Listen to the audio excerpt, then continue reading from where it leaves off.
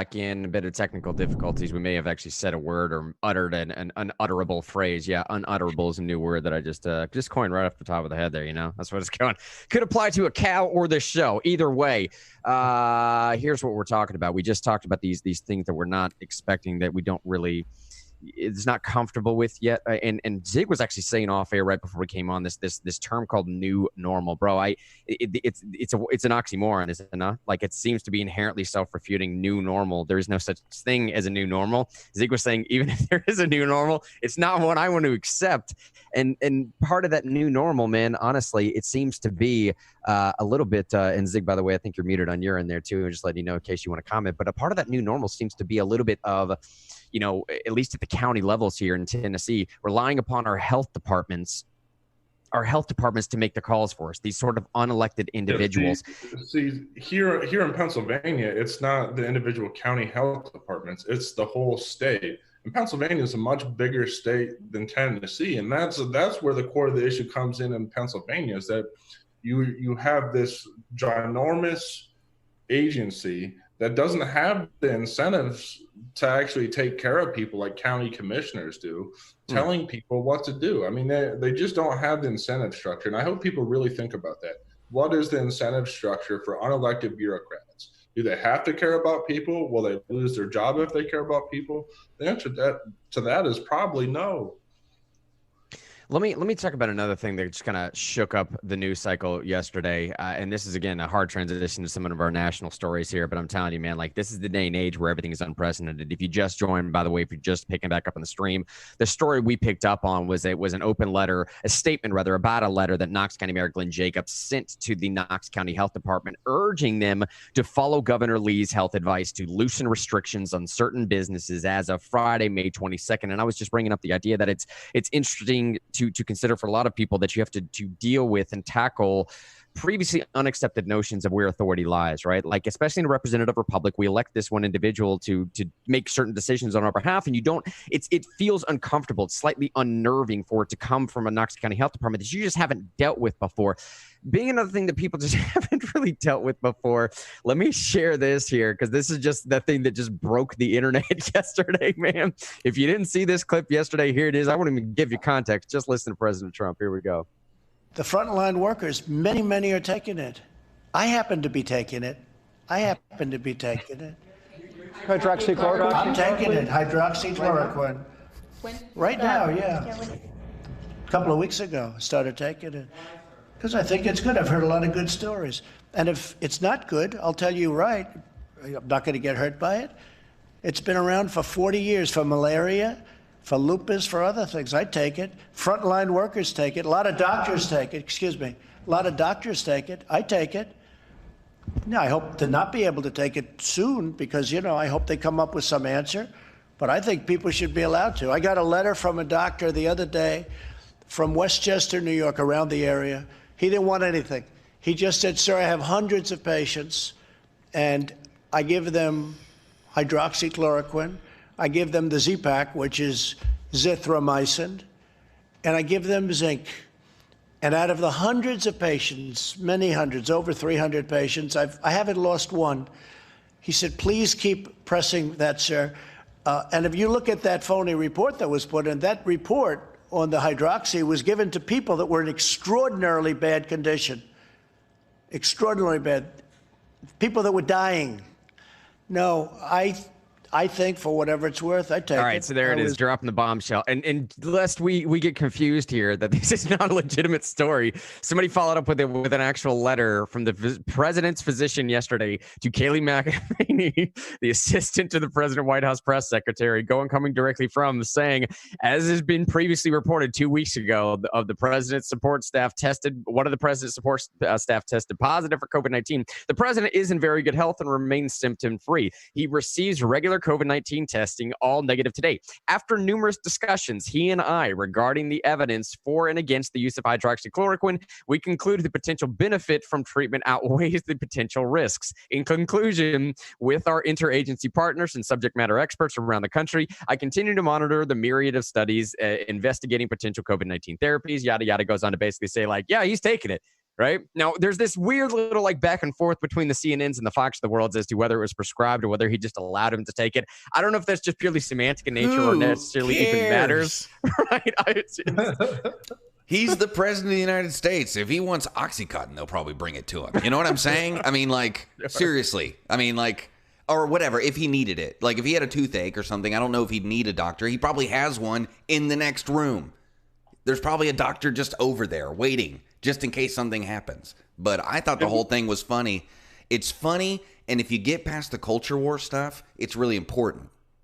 Because we need to be able to have discussions on things that could help or save people's lives and bypass the culture war when we do so. We need to be able to share information and not mock each other for it.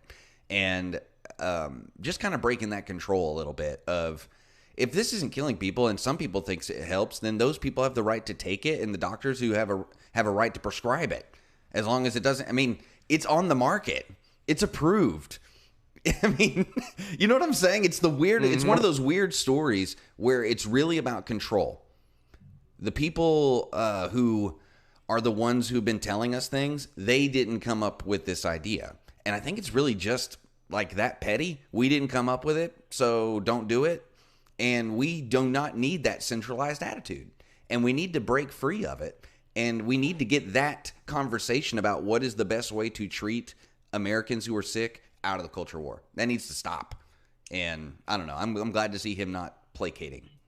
Well, in terms of sharing information without mocking people, it's interesting if you think about the gentleman and how he actually speaks. If you listen to how the gentleman speaks, you'll notice that he repeats himself because he has to.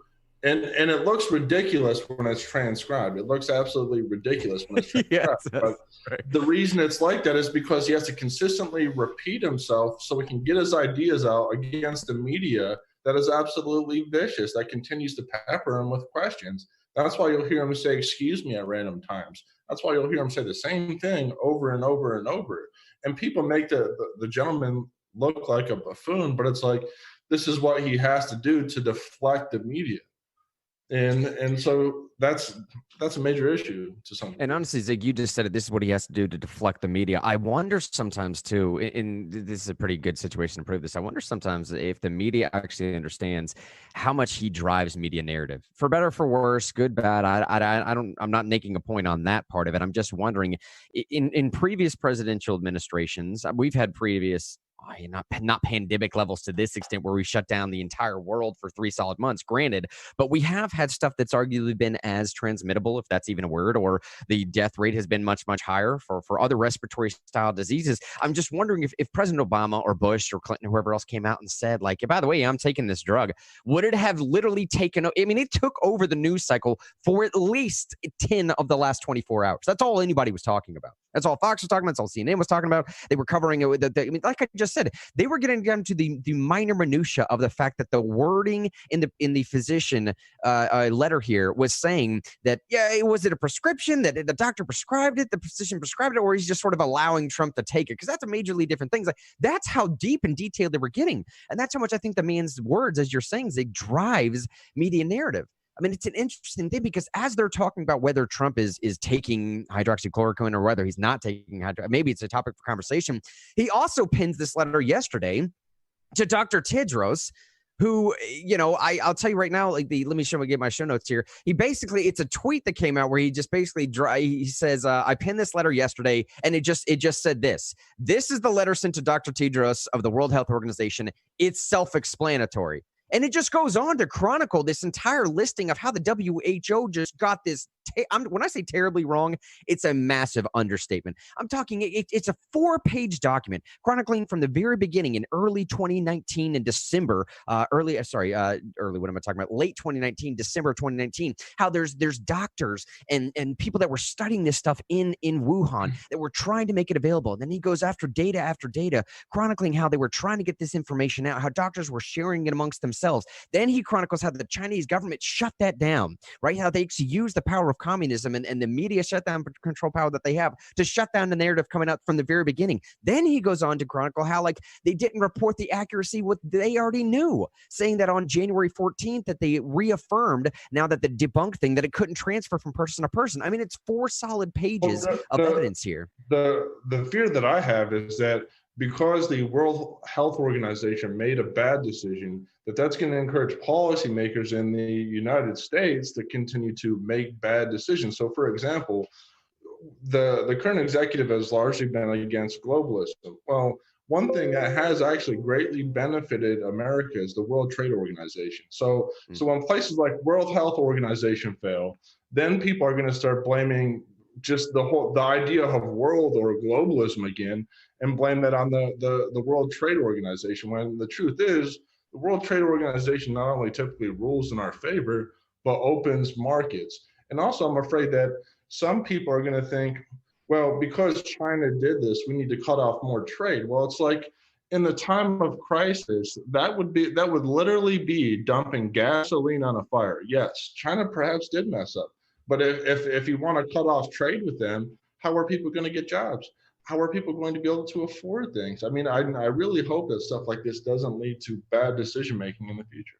No, I totally hear you, man, because it could. I mean, there's this weighting of balance between, you know, China taking advantage for a very long time of what needs to be done about that. Sorry, Shiny, go ahead, though. I was just going to say, like, I agree with you, Zig, but that's why it's so important for when you run big institutions to do a good job. That's why it's always important to be honest, because when you're running a large institutions and you fail, the unforeseen consequences are vast because of how large of an institution you are, even to the point where if you've ruined your name and someone else has a similar name, they're going to think negatively about you. World Health Organization, World Trade Organization, even though those are two different things. But people would be right to have a bias at the moment, considering the information. I'm not saying given the information we have right now, they'd be right to have a bias. Now, I'm not saying I'm not saying that you're wrong. I'm saying, but I was just making the point. That's why it's so important to be honest. It's why it's so important to do a good job, because if you do a bad job, things that are working might go by the wayside because you've done a bad job, or more importantly, if you've been dishonest. And we even talked about last night, some of the things that breaks down a personal relationship is betrayal. That is what erodes trust. And the World Health Organization not being honest about this thing that's one of the largest impacts on the world ever. And if there was any amount of dishonesty, that's betrayal. And we have a right. Not a right. It's what humans do. When you get betrayed, you don't trust anymore. And so I think people are not right to trust them. And that's true, but my fear is that this is going to have a negative impact on our trade situation that's going to impact people's lives, because the fact of the matter is that the current executive won't defend free trade. Few people will actually defend free trade because there's so many misconceptions, and my fear is that things like this are going to further cement those misconceptions in people's minds. And so Trump goes through, chronicles this entire history of how China got it wrong, and the entire thing is obviously setting up this play to how interlinked the WHO is with China. Now, whether it's the WHO doing China's bidding or China doing the WHO's bidding, it doesn't necessarily matter. Trump does end this entire thing with the thing. Let's see here, I'll pull it up on the screen so everyone can, if you can read along. I'm not sure how pixelated that is in your screen, but nevertheless, the final 2 paragraphs here is what's important to focus on, saying, perhaps worse than all these failings, meaning the failings that he just listed a second ago, how China got it wrong, that it didn't tell anybody, they knew about it well ahead of time, so on and so forth. Perhaps worse than all these failings is that we know that the World Health Organization could have done so much better. Just a few years ago, under the direction of a different director general, the World Health Organization showed the world much that it has to offer. He then goes on to list a situation in 2003 where SARS was going through. The current director at the time, chastised, excoriated, right? China involvement for getting that wrong as well. So this is not, one of the points that Trump's is playing here is that this is not the first time that China has gotten this wrong with the help, or at least the complacency of the WHO. He finalized this by saying, it's clear the repeated missteps by you and your organization, obviously meaning the WHO, in responding to this pandemic have been extremely costly for the world. The only way forward The only way forward for the World Health Organization is if it can actually demonstrate independence from China. My administration has already started discussions with you on how to reform the organization, but action is needed quickly. We do not have time to waste. This is what my duty is, interesting way to say that, as President of the United States, to inform you that if the World Health Organization does not commit to major substantive improvements within the next 30 days, I will make my temporary freeze of United States funding to the World Health Organization permanent and reconsider our membership in the organization. Now, let me ask you, Zig, you're saying that this potentially is what could possibly carry over into some trade situations of no longer funding the WHO. But I will say, maybe the president. What I'm trying to say is that the stigma against the WTO will be misdirected to a group or international organization that benefits us. The World Trade Organization, to be very clear, has always been a great supporter of the United States, and people are misguided. And two, Trump should appoint the appellate judges so they can have a quorum in the World Trade Organization to function again. I know that he won't. Hopefully he will later, but that's something that's very important in our community, and that's largely my concern. The other point I just want to make real quick is that some people think that with this hostility with China, that we can just bring manufacturing back. Bring manufacturing back, bring it back. It's like, how is that going to be possible? For one, we have primary schooling that is very anti-labor. Okay, you don't really do any work in K through 12. You don't do any physical labor. Two, you're hardly ever trained. And three, like, where would these places be located? We have so many rules and regulations that stop manufacturing from coming here. But that's why they went overseas to start with. We have too many regulations. Yeah, I think part of the way you do it, or at least part of the way it will be done, is you'll make it almost impossible to do business in China. And I don't think that a lot of the manufacturing, I mean, some of it will move here, but I think if you look at the trade deal that we did with the North American Trade Union thing with Mexico and Canada, it's really looking like a lot of manufacturing is going to move from China to Mexico. That's what because of the things you just said. But I think we'll get a piece of it because countries like Japan came here the moment President Trump got elected and gave Trump $80 billion, basically, and said, we're going to build factories here and employ Americans. And if we do that, will you allow Americans to buy our stuff? Because something that people don't like to talk about is we have a serious advantage in the consumer market worldwide over everyone else. We are the buyer of last resort. So if people want to come to our market and buy stuff, they are going to have to provide manufacturing jobs. And I'm not saying I agree with that, but that's been the policy from the administration. So what he's doing is forcing manufacturing to come here through force. And I know that people have misgivings about that. Give me one more second. Yes. People have misgivings about using force, but the advantage that we have is a natural one. And all we're doing is forcing that advantage and saying, if you want to buy our stuff, because we've had trade imbalances with many nations for years, and it is not good for our economy. Well, and I know you could go ahead, feel free to argue when I'm done here, but as far as China goes, I really feel like we should, in my opinion, we survived in a free trade system with the Soviet Union existing with almost a separate world economy. And we got super rich during that time. Super rich. Even though we could not trade with the USSR and all of its affiliate states. Okay? I do not think it's moral to be trading with people that use slave labor. I really don't think it's moral at all. And I know that just because they can produce things at a cheaper price and that people like, it's produced by slave labor on many, many cases. And I don't think it's good. And I think that I would feel much better buying a product knowing it wasn't made by slave labor. And I think that when you get into those conversations, I know the free market is free and it's about a price. And they make a price that people believe in. But they make it at the cost of human life. And we could survive by isolating China, just like we did with the USSR. We still had what people called a free trade world during the time of communism. during the time of the USSR. No one said that we didn't have an open trading world. We did. But there were two economic systems. There was the Soviet system and the capitalist system, and they did not trade together. It was barred by law. And I think that, so I want to go back to, I'm not necessarily advocating for this. What I'm saying is if this happens in the future, we will survive. And people will not say we don't have free trade, because during the Soviet system, we had free trade.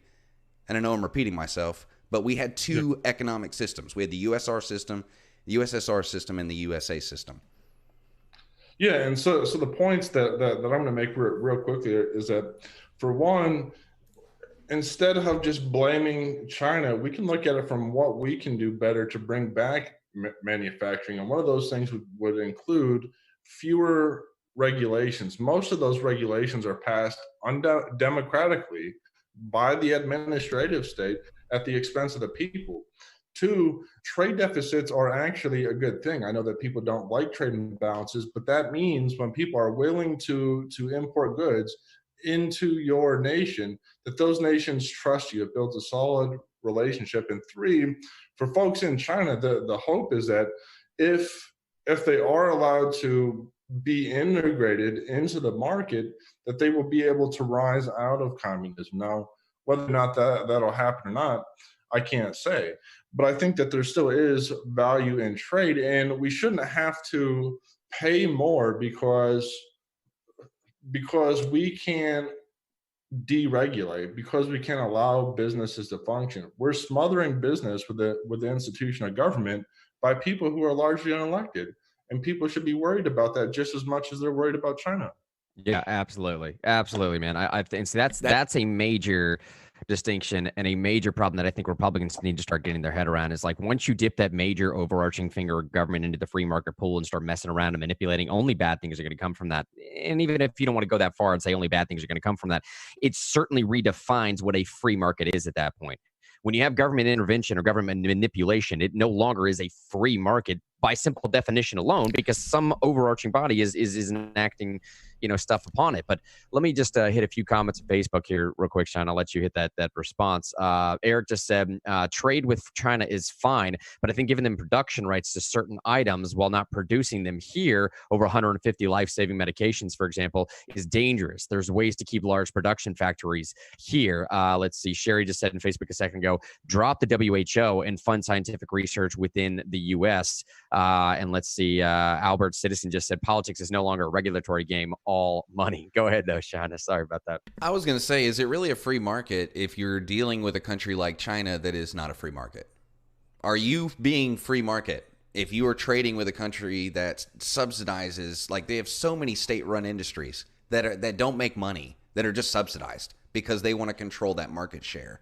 And the people who are closest to the communist leadership are the ones who get the best positions. You can't just be a CEO because of the free market in China. You can't just be the most talented person who gets the most work done. You also have to like kiss the leader. You also have to say, like, I'm undyingly devoted to the Communist Party of China. And I know that because I understand what you said about we hope that they enter the market and leave communism. But I'm telling you, my grandfather, and this is not an appeal to authority. This is an anecdotal story. I'm not appealing to authority. But my grandfather used to do business in the 80s and 90s, spending months and months and months in China. He used to know like 40 provincial leaders, and he knew the son of the president. He was moving entire factories from California, Oregon, Washington, and Canada to China. And he moved about 7 of them over the course of like 10 years. And I'm talking about huge factories. And he was saying the same thing in 1991 that you're saying in 2020. When I was 6 years old, he was telling me about this. And he said, David, we really hope that they won't be communists anymore. That's why I'm doing this thing by trading with them and giving them selling them these factories. All the while, by the way, they weren't buying the proprietary information. They were stealing it from my grandfather. And he was still doing business with his good-natured hope that if they entered the market, they'd be more free. But that was almost 30 years ago. That's almost half the life of the Soviet Union. I think it's time to say that they've entered into Yeah, some kind of well, new and technocratic dictatorship kind of thing that we've never seen before. That's this mercantilist technocratic dictatorship where they're technologically controlling their citizens. They're mercantilists where the government controls manufacturing and subsidizes and sets price. So we're not really interacting with the free market when we interact with China. We're interacting with a distorted version of a market that really, under normal circumstances, would not exist except through the power of force of their government. Yeah, and I'm agreeing with what you're saying, but that's why we have the World Trade Organization. China has a history of complying with the jurisdiction of the World Trade Organization, but because it has the name world right in its beginning, Trump will not appoint the appellate judges to have a quorum for that organization to function properly.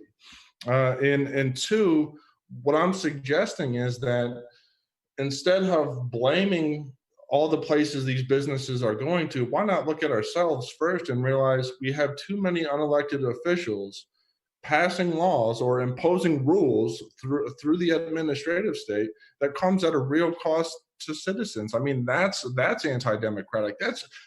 These rules are just as totalitarian.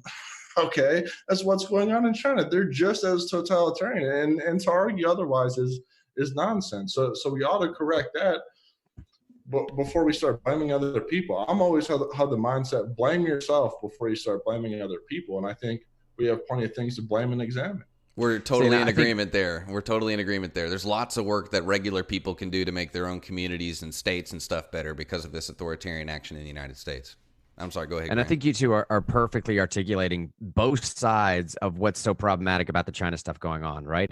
And I think that's what's so much of a problem of having this conversation is that both sides have very valuable, valid claims to make when it comes to this stuff, right? So in the one hand, handling an alleged, a lack of fair market, this whole free and fair market comparison, an alleged lack of fair market or fair dealings with China, it's a very real situation. And it's not just China, let's be fair. It's mainly Eastern cultures in general. Japan does the same thing to us as China. I mean, you ship a bunch of solar panels over to Japan or China or anywhere else. They basically just rip the proprietary information and don't buy or purchase your products and just reproduce it themselves. It happens all the time. It happens everywhere. China is just the main offender, and not just to America. China does it to literally everybody in the world, right? So if you could develop a consensus, in my opinion, by way of the free market and stop shipping some of your proprietary information over there, I think that problem would take care of itself pretty quickly. So on the one hand, I think if you have a situation where it's a lack of fair dealings, handling it with a tariff, on the other hand, though, unfortunately, that is not a free market decision. That is basically the government saying, we're just going to increase your sales tax is what we're going to do. We're just going to increase tax on American citizens, or increase, I guess, the purchase price alone, if you really want to talk about that. We're just going to make an objective, sort of across the board, ubiquitous decision. I mean, a unilateral decision, if you will, on one hand for you all, that all of your costs are going to go up immediately. And because your costs are going to go up immediately, your labor costs are going to go up immediately, you're going to pass that cost along to the American consumer. Now, if all of us got together and, 99% of us by way of some referendum wanted to vote and say, like, we're all for tariffs, do it again, that's no problem, well, then sure. But in some sense, it's we can't be disillusioned to think that is a free market decision either. It might get you your end result of renegotiation of some deal or something, but I don't think we should be led astray that that's a free market decision. And I think that's why I'm saying, I'll give you all both an opportunity to respond here, and then we'll hit another story. But I think that why both of you are perfectly articulating the problems with both sides here. It's not exactly fair, but a solution is not exactly free market either. Go ahead. Well, and the point that I want to go to is this is why we have the World Trade Organization. The World Trade Organization, and you can talk to Dan Pearson within our own organization. They have been successful in adjudicating trade disputes, intellectual property theft. They are. That's the whole reason why that body exists. But unfortunately, because it has the name world right in the front, then it's assumed to be globalist when 90% of the time it rules in our favor. So we need to empower the World Trade Organization. And hopefully more people can become more educated on the virtues of the World Trade Organization to make it more fair. They're judges, they rule, they think, they know law. It's their whole job to make the system fair. Sean, did you want to have a follow-up there before I hit this last story? I want to just thank Zig for bringing in that perspective. with his knowledge, because I don't think either one of us would have just articulated a defense of the World Trade Organization off the top of our heads like that. So I appreciate Zig for taking the opposite side and in that particular debate. And I think like that was really good. And thank you for bringing that up. That's all. Yeah, well, actually, if there's one person to thank, it's Dan Pearson. You know, I learned a lot from Dan. But yes, very cool. I appreciate it. Well, and let me just end the show here on a segue into a story that comes out of what we just talked about, of where it's just is difficult for people to get their heads around. It's difficult for people to wrap their heads around. It's difficult to make a decision where everybody can feel comfortable with, into a story where I thought we've already made a decision that everyone was comfortable with. All right. There's a Fox News headline coming out right now. Dude, I swear to you, I there's a lot of things that I would like to predict here. Okay. There's a lot of things that I predicted in the past on, I believe that, you know, in political punditry, prediction of future political events is one of the best things you could have going. Like, that's how I like to gauge people that are good at political punditry. Is like, if you can predict good things that are coming out front, like you got a good pulse on what's going on, I'll trust your opinion type thing. This one, I honestly, I just didn't see coming, man. The headline here: Dems tell Supreme Court of ongoing new impeachment inquiry in effort to obtain Mueller materials. It's like, dude, I thought we'd settled this already. Like, I thought you impeached the guy and the Senate acquitted him. Are we doing this again? Apparently we're doing this again, man. Apparently we did make our minds up with here. Here's the first couple of headlines. It's just House Democrats told Supreme Court on Monday that they are again in the midst of a, quote, ongoing presidential impeachment investigation as part of their weighty constitutional responsibility. That's a quote. As part of their, quote, weighty constitutional responsibility. And, quote, the Democrats argued redacted grand jury material from special counsel Robert Mueller, now completed Russia probe, must be turned over to them as a result. Here's what they said about it. The House Judiciary Committee's investigation did not cease with the conclusion of the impeachment trial. Why would it? The Democrats told these 9 justices, if the materials reveal new evidence supporting the conclusion the president committed impeachable offenses that are not covered by the articles adopted by the Houses, which is basically nothing, the committee will proceed accordingly, including, if necessary, by considering whether to recommend new articles of impeachment. Specifically, the Democrats said they were looking into, quote, the possible exercise of improper political influence over recent decisions made by the Roger Stone and Michael Flynn prosecutions, both of which were initiated by the special counsel. That's where it is, dude. You start with Russia, can't get him with Russia. You actually impeach him for Ukraine, acquit him for Ukraine. Now they're trying round 3, I suppose is what it really is. Round 3 is the Roger Stone and Michael Flynn stuff. Go ahead, Joe. Hey, let me just jump in here and say, just keep on pumping the Donald Trump reelection campaign, Democrats. Donald Trump had a terrible approval rating last year when you started the impeachment, and now he's doing great. And if they want to make sure they don't win in the House, and I mean, like, and let's point out here, you said Judiciary Committee of the House? Yeah, House Judiciary Committee. Yeah, who's the head of that committee? I think it's Nadler. Nadler. Oh, I thought it was Schiff. Schiff is Intelligence Committee. I'm sorry. Schiff's Intelligence, I think. All right, so Nadler. He had trouble winning last time, if you remember. Very close. A lot closer than he would have liked. And we just recently in New Jersey saw Van Drew switch parties. An amazing thing. What would you, an amazing thing? I don't want to act like it's positive. It's impactful. It's a very impactful thing for a member of the House to say, I'm not going to be in this party. I'm going to join another party. So in that same state, you're seeing, I don't know, things happen in New Jersey. I think recently, you've heard about what's going on with the governor there. You know, he's being very authoritarian. Recently, the governor sent police to shut down a party or a bar or something like that. And the policeman walked up to the bar and said, all of you are in violation of the governor's executive order. All right, have a nice day. And left because he knew that there was no law to enforce. And I think there's something happening in New Jersey that Nadler should pay attention to. People aren't liking the authoritarianism. They're not liking this pestering the president. Not necessarily because they like the president. I think people in New Jersey want people in Congress to work and get things done.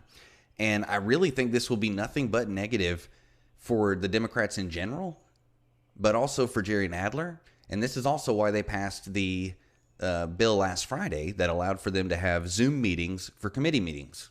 They're going to be doing committee hearing meetings through Zoom. They also allowed for voting by proxy, which is a House rule. So that's officially a thing, by the way. Voting by proxy is now a thing forever until someone changes the House rules. So you could have 3 people in a committee or 4 people in a committee and say that's a quorum and I'm voting for the rest of the people there, and they could do anything they want. All this is part of a plan. I mean, I was actually watching the House debate, and they said we need to get back to holding this executive accountable. So this is all the things that happened last week are all flowing into this week, and I'm not very surprised. But Zig, I'll let you comment. Yeah, no, the one positive thing that we could look at is hopefully if they're going to focus on this, then they'll focus less time and energy on passing laws. Now, I know that some people think that it's Congress's jobs to pass laws. I think it's members of Congress's job to think about laws thoughtfully and make sure that we do in fact need them, when in fact we have too many laws in Pennsylvania in general. So for me, stuff like this is cool because that means there's going to be fewer laws. We don't need more laws that are going to punish business and be impossible to comply with because there's hundreds of thousands of laws that nobody knows about and can't understand. So I say go for it. Yeah, go for it. Zig, you hit exactly where I was wanting to go with this too, is the aspect of laws, possibly reauthorizations of ones that have already been on the books. And yes, of course, I'm getting to the FISA court reauthorizations that we just went through. Eric just said on Facebook a second ago, though, asking, did you think they would stop? The illegal spying and using foreign entities in our election process should have made all of this null, locked and burned. Stone and Flynn cases should be thrown out too, especially Flynn. In fact, the ones who perpetuated it should face justice. And this is what I'm saying, man. This makes it all the more apparent as to why I wanted something done. And we don't have time to in the entirety of all these clips today. I'll pull this up here in just a second so everybody can see. But this is why I really wanted something done about what Attorney General Barr has claimed is possibly one of the most egregious, his words, egregious and abhorrent violations in American history. Obviously talking about the spying that was done in the President Trump's campaign. Now, whether it's Republican, Democrat, I don't necessarily care. But what allowed that to happen, it's a little bit of what Zig is talking about. What that allowed that to happen is this FISA court, man, that can essentially just circumvent the Fourth Amendment through these Section 701 and 702 about queries. And if you don't know what that means, it doesn't necessarily matter. The point of it is that you don't have to get a Fourth Amendment search warrant, or you don't have to get you don't have to get any warrants through the Fourth Amendment to inadvertently spy on American citizens. Listen to this quote right here. This is what the Democrats, this is actually what the law requires that you have to get to seek this grand jury material. To establish a particularized need under existing law, Democrats noted parties seeking grand jury material under Rule 60 must show, 1, that the material they seek is needed to avoid a possible injustice in another judicial proceeding, and 2, the need for disclosure is greater than the need for continued secrecy, and 3, that the request is structured to cover only material so needed. And I question right now, what does any of that mean? What does any of that mean? What does one mean for material needed for possible injustices? What does the definition of injustice even mean to me anymore? What is the need for disclosure, for greater need for continued secrecy? What is continued secrecy for whom? For which department? What are you talking about? The request is structured to cover only material so needed. So needed for which entity? It's nonsense, man. Attorney General Barr, I'll pull this clip up as I'm getting some responses from y'all.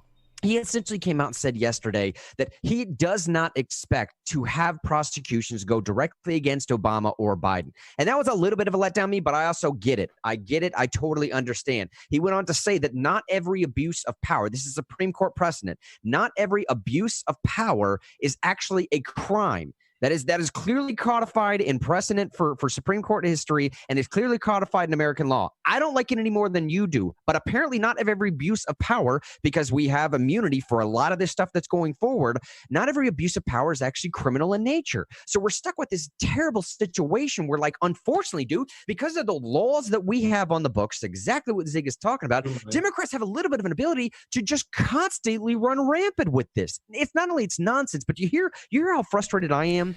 You hear how vitriolic I am? You hear how the fervor in my voice? That's what Shine's talking about. That's what the play that Shine's talking about. It's like, I'm your average voting Republican now, okay? This is how they feel. They are so frustrated. Like, give me a reason to go pull a tab in November. Please give me one more reason to show up to a line and wait 6 hours. I'll do it because of a story like this. That's the point that Shine's getting to, man. Is even as frustrating as it is sometimes, it may actually work out to Trump's favor because, dude, you just gave his voters another reason to show up, didn't you? Complacency out the window now, as far as I'm concerned. Go ahead.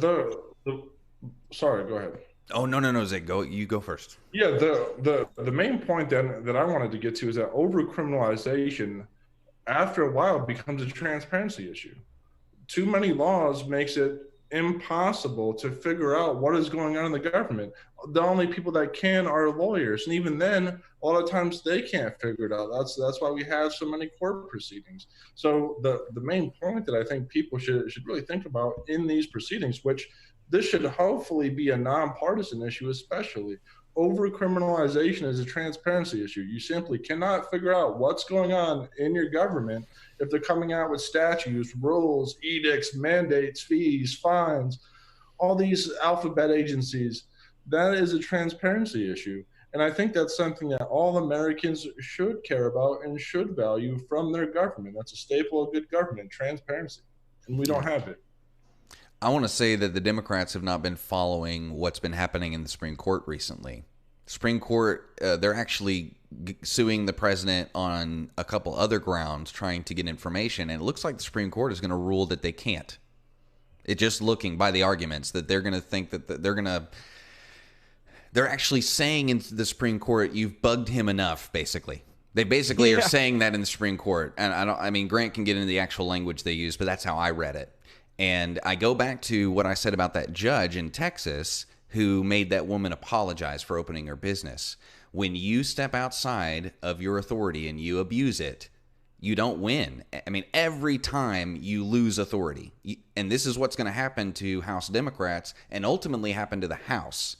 And it's going to be very unfortunate because there may be a time when responsible people need to investigate some wrongdoing by the president.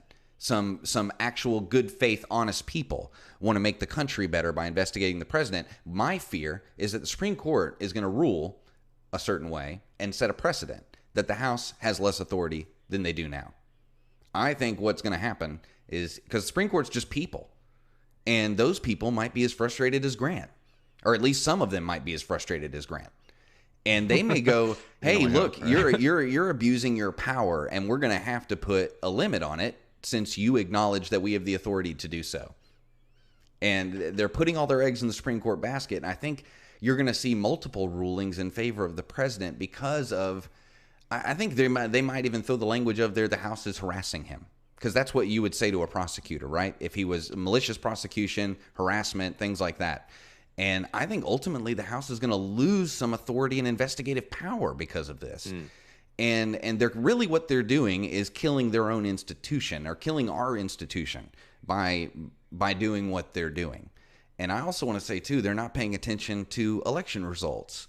I mean, look what just happened with a almost 20-point swing in California's special election last week, going red.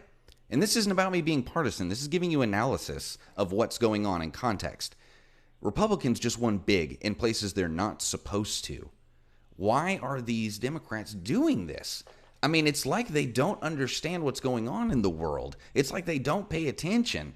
They're going to lose elections. They're going to decrease the power in the House. And for what? I mean, just comparative advantage. Like, if we don't do this, what is the outcome? It's like they're not doing those kinds of equations of what are all the unforeseen consequences, what could possibly be bad, and that happens. But it's also indicative that, and this can happen in either party. I'm not saying it's necessarily something acute to Democrats. These people don't care about our institutions. These people don't care about the rule of law. They don't care about their committees that they run. If they're willing to hurt them, or, I'm not saying they'll destroy them, but if they neuter their power for generations to come until a different Supreme Court says you do have the power, they don't really care. And I think voters are going to see that. And like I said, Nadler, in the blue wave days, in 2018, had trouble winning New Jersey. And I don't know if we just lost Zig or not, but he had trouble winning New Jersey. And why would he think this is going to help his election chances? I mean, Jerry Nadler, a staple in the Democratic Party, part of the leadership, a chairman, may not win because of something like this. Yeah, and just a quick update here to finish the show out. I'll let Zig get the final word here and what we've been talking about. But to your point, Shine, there's actually a link in the bottom of the very bottom of the show notes there, going over a few of the major Supreme Court cases I've been keeping my eye on. Actually, that NBC News story does a good job of compiling some of those that will be decided within the next couple of weeks here, the next couple of months for sure. But I'm talking like major issues. And quick point to what Shine was saying a second ago. Unfortunately, our liberal brothers and sisters for close to 3 or let's say 4 decades have been relying upon using Supreme Court, primarily to the 14th Amendment, but others as well, to get agendas passed, to get things pushed through. And when you circumvent the legislature like that, you have to, look, man, you have to lay in that bed that you made. Okay. I mean, if it works out well that you have a liberal leaning court, it works out well. But in the chances that you don't, not only do you lose some potential pieces of stuff that should have been put through legislatively, if that's even a word, now you have a situation where you're taking yourself backwards. So listen to these couple of cases that are coming down the pipe here in just the next couple of weeks. Is DACA a goner? That is, did the Trump administration act legally when it tried to shut down the Deferred Action for Childhood Arrivals program? Looks like the Supreme Court is going to decide with President Trump on that one. Again, one more time, can't push that stuff through the executive if you don't want these type of outcomes. Here's the other one. Does existing civil rights law make it illegal to fire employees because they're gay, lesbian, or transgender? Here's another one. Can states force doctors who perform abortions to have admitting privileges at nearby hospitals? Here's another one. Can the House and New York grand jury get their hands on President Donald Trump's taxes and financial documents? This is what we were talking about right now. And lastly, here's another one. Are members of the Electoral College who cast the actual votes for president in December, quote, faithfuless electors, free agents, or are they required to vote for the winner of the popular vote in their states? Major stuff with social implications across the gamut there. Zig, I'll give you a final response on either that story or those things we just mentioned. Well, yeah, just the main thing that I want to focus on, and the main piece of insight that I got from this conversation is the real fact, real news from a real friend right here, is that over-criminalization and having too many laws is in fact a transparency issue, which is also a matter of fairness. If you claim to be democratic and you want to represent the people, then you must make it people able to participate in society. And when there are too many laws and people's lives are subject to the interpretation of lawyers and laws, whether it's the president, whether it's Joe Smo, whether it's anybody, that is a fairness issue. So I hope folks out there who are listening will join us in the fight against over-criminalization and actually work so that way we have fewer laws on the books so everybody can live a fair and free life, whether it's Republican, Libertarian, Independent, Green, or Democrat.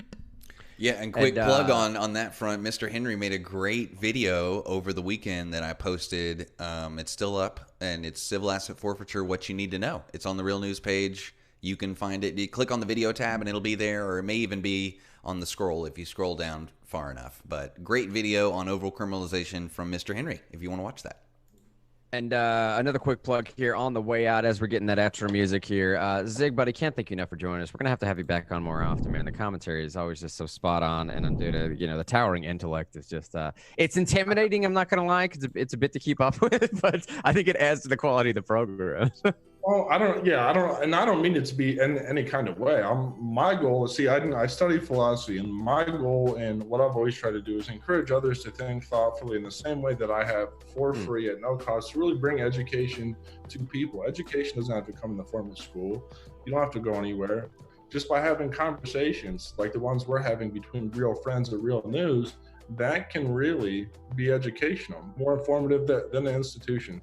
Forget going to public school, come to Real News. That's what I'm talking about, man. I couldn't have said that plug better myself. We'll sign out today. Hit that show links at the top of the show right there. Show notes. Sign the pledge if you would. Do us a favor, man. Rejectbailouts.com. That stuff is still going on, believe it or not. Senate will be voting fairly soon on this at some point, but make your voice heard. We're targeting senators with that right now. Rejectbailouts.com. Make your voice heard. This is bailing out the states for terrible financial decisions to pass. We do not want that. My name is Mr. Henry. Zig at the bottom, Shine, my boy over there on the left. Signing off for today. Be back tomorrow doing it big. This is